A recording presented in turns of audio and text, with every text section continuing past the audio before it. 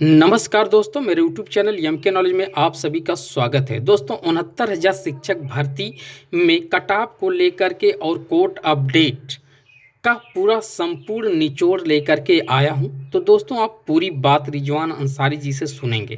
तो पूरी बात सुनने से पहले जो लोग मेरे चैनल को सब्सक्राइब नहीं किए हैं वो प्लीज़ मेरे चैनल को सब्सक्राइब करें और साथ ही लाइक शेयर कमेंट ज़रूर करें। दोस्तों जो भी न्यूज़ होगी मैं आपको सही जानकारी हमेशा दूंगा। तो दोस्तों ऐसे ही न्यूज़ पाने के लिए आप मेरे चैनल पे बने रहें। मेरे चैनल पे बने रहने के लिए दोस्तों राइट साइड में रेड कलर का सब्सक्राइब लिखा हुआ बटन होगा दोस्तों, आप उसको दबाएं। साथ ही बेल आइकन को भी दबाएं ताकि जो भी मेरे अगली वीडियो का नोटिफिकेशन होगा उसका नोटिफिकेशन आपको आसानी से मिल जाएगा। तो दोस्तों आइए पूरी बात सुनते हैं रिजवान अंसारी जी से, पूरा कोर्ट अपडेट। हो रही है पीर पर्वत पिघलनी चाहिए, इस हिमालय से कोई गंगा निकलनी चाहिए। सिर्फ हंगामा खड़ा करना मेरा मकसद नहीं, मेरा मकसद है सूरत बदलनी चाहिए, सूरत बदलनी चाहिए। साथियों नमस्कार, मैं रिजवान अंसारी हाजिर हूं आपके बीच आज की कोर्ट अपडेट के साथ। साथियों आज माननीय उच्च न्यायालय खंडपीठ लखनऊ में 2:15 बजे से लगातार लगभग 4:30 बजे तक हमारे केस की हियरिंग हुई। जैसा कि आपको जानकारी है, आपको पता है कि कल से ही senior advocate, firebrand advocate, जिनको आज की तारीख में जोरदार बहस करने के लिए तथ्यों के आधार पे विपक्ष की बखियां उधेड़ने के रूप में जाना जाता है, उपेंद्र नाथ मिश्रा साहब शानदार, जोरदार, जबरदस्त बहस लगातार कर रहे हैं। आज 2:15 बजे से ही खड़े हुए और इस बीच कोई भी पूरे कोर्ट रूम में ना तो हमारे पक्ष से ना तो विपक्ष से किसी ने भी सिंगल एक वर्ड नहीं बोला और लगातार कंटिन्यू केवल और केवल उपेंद्र मिश्रा साहब ने एक एक पॉइंट पे, एक एक बिंदु पे, जो कि अभी तक सरकार के द्वारा अपना पक्ष रखा गया था, उन पक्षों को उधेड़ा, एक एक काट माननीय न्यायालय को तथ्यों के आधार पे, रिकॉर्ड के आधार पे दी, जिसको माननीय न्यायालय ने रिकॉर्ड में नोट किया। एक एक बात को, एक एक पॉइंट को आज रिकॉर्ड किया गया। उन्होंने बोला था कि शिक्षा मित्र अयोग्य है, उन्होंने बोला था कि इनकी पूरी योग्यता नहीं है, तो आज उस सारी चीजों को माननीय न्यायालय को पूरा बता दिया गया कि हमारी योग्यता क्या है, हमने किस प्रकार से, आज हम बीटीसी है और केवल हमारी ही योग्यता है बीटीसी, बीटीसी के अतिरिक्त कोई और योग्यता नहीं होती है।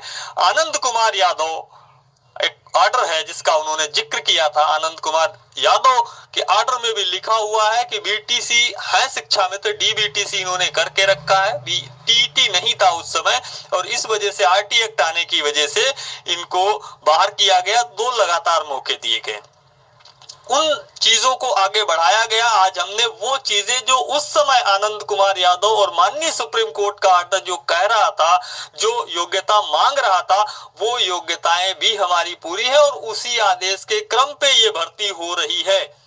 उसके बाद सरकार ने यह बताया था कि इस बार उन्होंने जो पासिंग मार्क लगाया है, पिछली बार से बढ़ा के लगाया, क्यों लगाया, या उन्होंने, सरकार ने एक रीजन दिया था, एक कारण बताया था कि वो परीक्षा लिखित परीक्षा थी और यह परीक्षा एक ऑप्शनल या बहुविकल्पी कह सकते हैं, इस प्रकार की इस परीक्षा में व्यवस्था थी। इस वजह से सरकार का तर्क था कि हमने इसमें पासिंग मार्क लगाया।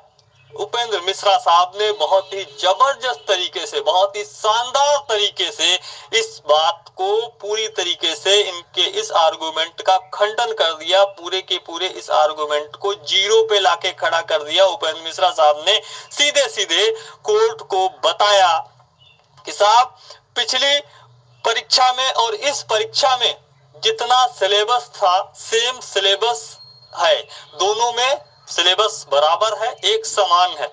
पिछली परीक्षा में 150 क्वेश्चन थे, इस परीक्षा में भी 150 क्वेश्चन है। पिछली परीक्षा में कोई ऐसे नहीं लिखना था, कोई आपको बहुत लंबे चौड़े उत्तर नहीं देने थे, केवल और केवल एक शब्द में उत्तर देना था।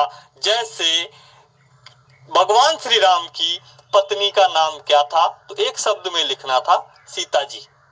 ऐसे ही इस परीक्षा में प्रश्न यदि पूछा जाता कि भगवान श्री राम की पत्नी का नाम क्या था, तो उसमें 4 ऑप्शन आपने दे दिए। अब ये परीक्षा तो एक तरीके से आपने हमें इसमें कंफ्यूजन वाली परीक्षा थी, ये उससे ज्यादा कठिन परीक्षा थी, और आज इसको कोर्ट ने एक्सेप्ट भी कर लिया। कैसे? क्योंकि वहां पे हमें पता होता है कि सीता माता है, एक बहुत सारे ऑप्शन नहीं होते। यहाँ पे 4 ऑप्शन दिए गए कि रुक्मणी जी हैं, राधा जी हैं, सीता जी हैं, या और बहुत से जो महापुरुष हैं।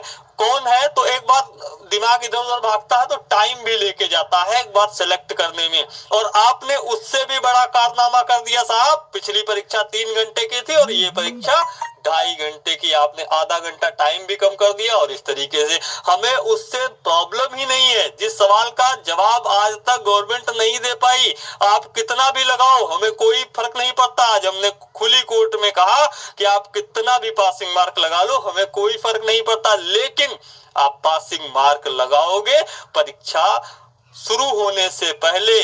जिस दिन आपने विज्ञापन जारी किया है उस दिन बताओगे, उसके बाद आप बताने के अधिकारी नहीं हो।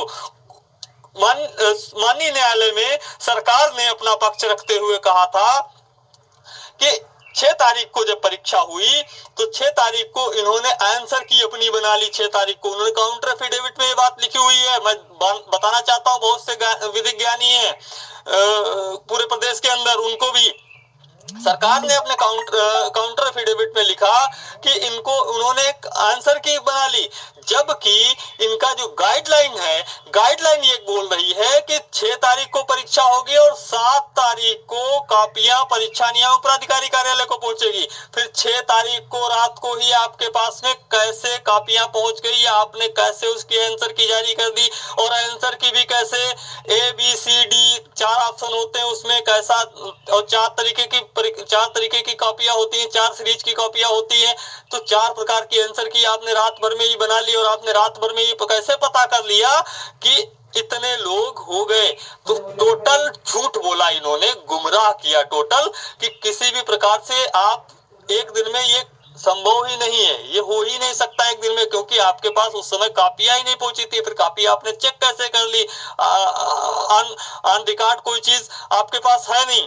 इस पे भी कोर्ट ने सकारात्मक टिप्पणी दी। और आज की हम महत्वपूर्ण बात बताना चाहते हैं कि पूरे कोर्ट में केवल और केवल उपेंद्र मिश्रा साहब की आवाज गूंजती रही, जिसका कोई भी जवाब, कोई भी एक सिंगल ऑब्जेक्शन विपक्ष के पास, एक छोटा सा सिंगल ऑब्जेक्शन विपक्ष के पास नहीं था। इसका मतलब है कि तैयारी जबरदस्त थी। विधि चाणक अमित भदौरिया साहब की रणनीति वास्तव में कारगर और कुशल थी। आज ये साबित हो गया, कोर्ट रूम में साबित हो गया। सरकार के जो सीनियर एडवोकेट हैं वह उपस्थित रहे, बैठे रहे, कोई भी किसी भी बिंदु पे एक भी ऑब्जेक्शन नहीं दे पाए। और माननीय कोर्ट में, आज खुले कोर्ट में उपेंद्र मिश्रा साहब ने बोला कि मसाला इतना है कि पूरी गाड़ी भरी हुई खड़ी है। कल उस मसाले को माननीय न्यायालय में एक एक पॉइंट पे, एक एक बिंदु पे हमारे पास 10-10 काट है। अभी तो हमने बोलना शुरू किया है साहब। आज पूरे प्रदेश को और जो लोग वहां थे उन सभी को जो आशाएं और जो विश्वास बंधा है, हम उसके आधार पे कह सकते हैं, आज की जो सुनवाई हुई उसके आधार पे कह सकते हैं कि हमारे कदम अब मंजिल की तरफ बढ़ चुके हैं। अभी हम आपको आगे की प्रोसीडिंग के बारे में बता दें कि आगे अभी हमें बोलना है। कल भी उपेंद्र मिश्रा साहब पूरा दिन अपना जारी रखेंगे, कंटिन्यू रखेंगे। उसके बाद और जो याचिकाएं हैं उनके वकीलों को भी बोलने का मौका मिलेगा। इसके बाद यदि सरकार ऑब्जेक्शन में कोई बहस करेगी तो उसके बाद फिर से हमें मौका मिलेगा बोलने का, ऐसा कोर्ट ने बोला है। अगर सरकार ऑब्जेक्शन करती है किसी भी बात पे तो उस पे फिर से एक बार हमें बहस करनी होगी। अभी हमारे ही वकीलों को बोलना है, अभी हमारे ही कई वकील हैं जिनको अभी बहस लगातार करनी है। साथियों, हम मंजिल की तरफ बढ़ चुके हैं। कारवां हमारा आगे की तरफ अग्रसर है। हम हमारे तमाम लोगों को, जो हमारे साथी हैं, उनको निवेदन करना चाहते हैं कि सोशल मीडिया पे इस समय कम से कम आप किसी भी प्रकार का किसी के भी विरुद्ध कोई भी कमेंट ना करें। हम हमारे लोगों से या आग्रह करते हैं, विनम्र निवेदन करते हैं कि माननीय न्यायालय या कोई भी जो हमारा काहे ये वो विपक्षी क्यों ना हो, उसके भी विरुद्ध आप टिप्पणी ना करें, क्योंकि इस समय पूरे आपकी जो सोशल मीडिया पे की गई टिप्पणियां साइबर सेल वॉच कर रही है। बाकी आप समझदार हैं, हम सोशल मीडिया पे नहीं अवेलेबल है, सोशल मीडिया पे उपलब्ध नहीं है, इसलिए हमारा आपको जानकारी देना अति आवश्यक था। बाकी आगे आप समझदार हैं, केस ही रहेगा। अगर कुछ 19-20 होता है तो पूरे जीवन में कभी भी आप नौकरी के योग्य नहीं रहेंगे, ऐसा मेरा मानना है। तो साइबर सेल अभी काम कर रहा है इन चीजों पे। तो अभी आप सोशल मीडिया पे किसी के भी विरुद्ध किसी भी प्रकार की कोई भी ऐसी अमर्यादित टिप्पणी ना करें जिसको कि रिकॉर्ड में लोग ले सकें, रिकॉर्ड में संस्थाएं ले सकें। ऐसा इन चीजों से आप बचिए। जब हम आगे मंजिल की तरफ बढ़ते हैं तो विरोध भी होता है, मंजिल की तरफ बढ़ते हैं तो लोग साथ भी आते हैं। उन सारी चीजों को दरकिनार करते हुए हमें केवल और केवल अपने लक्ष्य के ऊपर ध्यान को केंद्रित करना है। हमें हमारी विजय श्री के ऊपर अपने ध्यान को लगाना है। हम हमारी रणनीति का जितना हिस्सा आप तक पहुंचाना होता है उतना हम प्रयास करते हैं, प्रयत्न करते हैं। जब आवश्यक होता है जितना जानकारी आपको देना, उतनी जानकारी हम समय समय पे देते रहते हैं। हालांकि कुछ जानकारियां केस की गोपनीयता की वजह से आप कह सकते हैं या आपकी जीत सुनिश्चित करने की वजह से बहुत सारी जानकारियां हम आपको नहीं दे सकते हैं। कोर्ट रूम में आज बहुत कुछ हुआ, बहुत सी चीजें हैं जो लोग वहां पे थे वो आपको बता सकते हैं, जिनको मैं नहीं बताना चाहता हूं, जिन पे मैं कमेंट भी नहीं करना चाहता हूं। लेकिन हाँ, आप उन चीजें, वो सारी की सारी चीजें, सारी की सारी जो भी कमेंट, एक सिंगल कमेंट भी हुआ, वो सारी की सारी चीजें आज आपके पूरी तरह से पक्ष में रही, फेवर में रही। और किलों को जो उनकी नींव की ईंटें थी उनको दरकाने में हम लोग आज कामयाब रहे।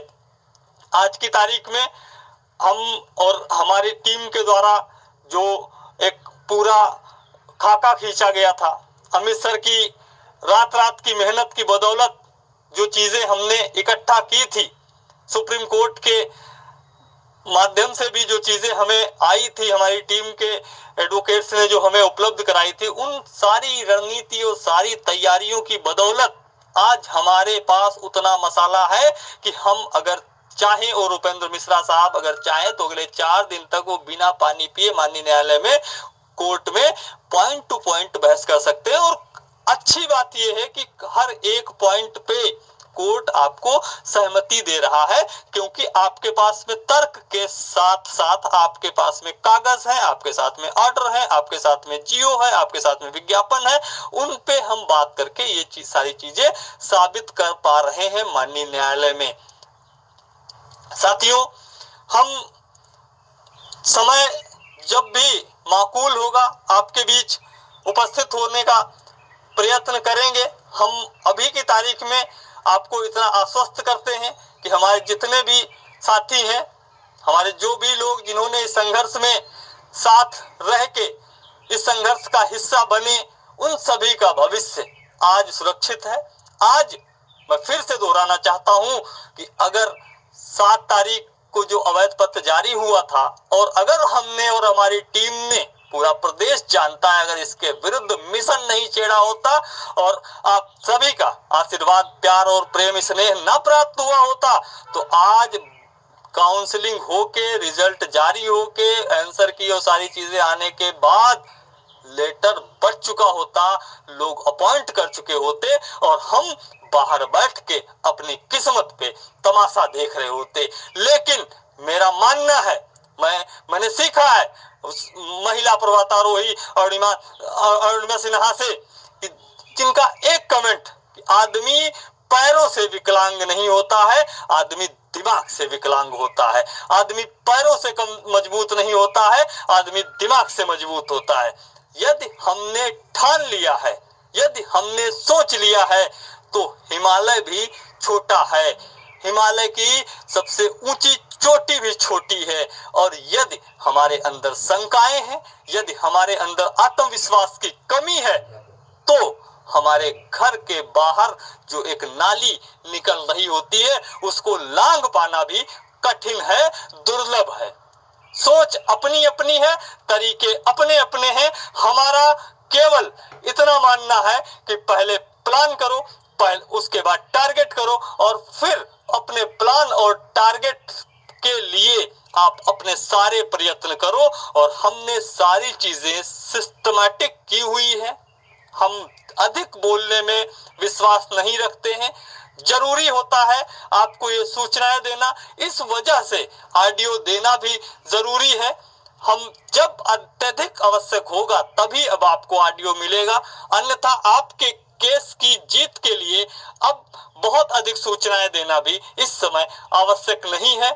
हम एक लाइन में आप समझ सकते हैं कि हम आज विजय श्री की तरफ कदम बढ़ा चुके हैं। और आज मैं रिजवान अंसारी पूरी जिम्मेदारी के साथ कह सकता हूं कि 7 तारीख के उस पत्र के साथ किसी भी प्रकार की 69,000 भर्ती नहीं होने जा रही है, तो नहीं होने जा रही है। अब लोग अगर प्लानिंग डबल बेंच की कर रहे हैं, वो बात की बातें हैं, लोग जागरूक हैं। कल मुझे बताया गया कि लोग एडवांस में ही सोच रहे हैं कि हारने के बाद डबल बेंच चले जाएंगे। अरे साहब, आप कहीं भी जाओ, डबल बेंच जाओ, सुप्रीम कोर्ट जाओ, हमें कोई फर्क नहीं पड़ता, हम आपको मिलेंगे, वहां भी मिलेंगे। लेकिन हम न्याय पाने तक अपना संघर्ष करते रहेंगे, अपने लक्ष्यों को प्राप्त करने तक अपनी जंग जो अन्याय के विरुद्ध है उसको जारी रखेंगे। और इस पूरे के पूरे मिशन में, इस पूरे के पूरे अभियान में हमारी टीम को संरक्षक के रूप में, हमारी टीम को मार्गदर्शक के रूप में, और हमारी टीम के लिए जो अपनी सारी कुशल कारीगरी है उसको पूरा का पूरा निचोड़ समावेशित करने वाले एडवोकेट, जिनको आज की तारीख में उत्तर प्रदेश के अंदर विधि चाणक्य के रूप में जाना जाता है। मैंने देखा कि बहुत बड़ी बड़ी संस्थाएं आज उनको एंगेज करने के लिए टाइम ले रही हैं। ऐसे विद्वान अधिवक्ता जिनको आज की तारीख में नाम और शोहरत की शायद ही कमी हो, हम सत नमन करते हैं अमित भदौरिया साहब का। और वास्तव में जो पूरी की पूरी यह पिक्चर है, इसके जो रियल हीरो है वह कमांडोज, जिनकी रात दिन की मेहनत, बिना खाना पानी खाए काम करने की वह लगन, एक एक आदमी, एक एक कमांडो अपने अपने मोर्चे पे ठीक उस प्रकार से डटा हुआ है जिस प्रकार से कि आप हिमालय की चोटी पे आपका एक फौजी भाई देश की रक्षा करने के लिए अपने परिवार को, अपने घर को छोड़ के, रात की नींदें त्याग करके खड़ा हुआ है माइनस टेम्परेचर में भी। ऐसे कमांडोज को मेरा सत नमन, मेरा सत नमन। ऐसे कमांडोज को आप सभी का बहुत बहुत आभार, आप सभी का बहुत बहुत धन्यवाद। आपके संघर्ष का साथी रिजवान अंसारी। जय